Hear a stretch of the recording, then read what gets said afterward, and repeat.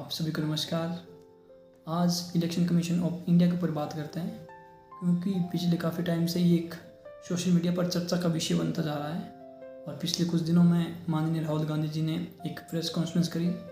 उसमें उन्होंने election commission of India के ऊपर काफ़ी सवाल उठाए, क्योंकि एक एक घर के अंदर 80-80 वोट पाए जा रहे हैं। हो सकता है राहुल गांधी जी का ये एलिगेशन गलत साबित हो जाए, मगर देश के अंदर जो नोटिस करने वाली बात है वो ये है कि सवाल इलेक्शन कमीशन ऑफ इंडिया से पूछा जा रहा है, इस देश के चुनाव आयोग से पूछा जा रहा है।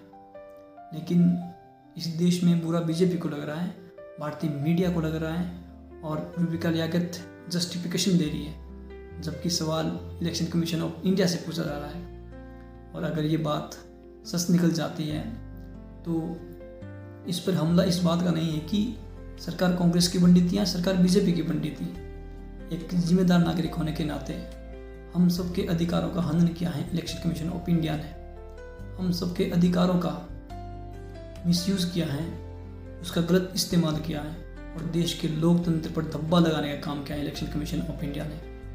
अब एक चोर ये कहता है कि अगर तुम मुझे एफिडेविट पर लिख कर दो तब मैं मानूंगा कि हाँ मैंने चोरी की है। मानेगा भी नहीं, उसकी जांच करेगा। इलेक्शन कमीशन ऑफ इंडिया की क्या जवाबदेही है राहुल गांधी के प्रति, और राहुल गांधी के प्रति ही नहीं, इस देश के 140 करोड़ लोगों के प्रति जवाबदेही तय करने का समय है। इलेक्शन कमीशन ऑफ इंडिया को तत्काल प्रभाव से जवाब देना चाहिए और इस पर तुरंत कार्रवाई होनी चाहिए। उसके चीफ को जवाब देना चाहिए कि इतने फर्जी वोट कहाँ से आए और ये देश में धांधली हो कैसे रही है।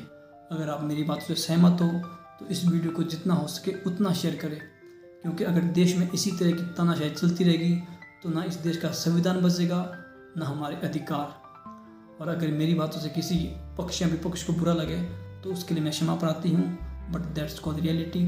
Thanks for watching.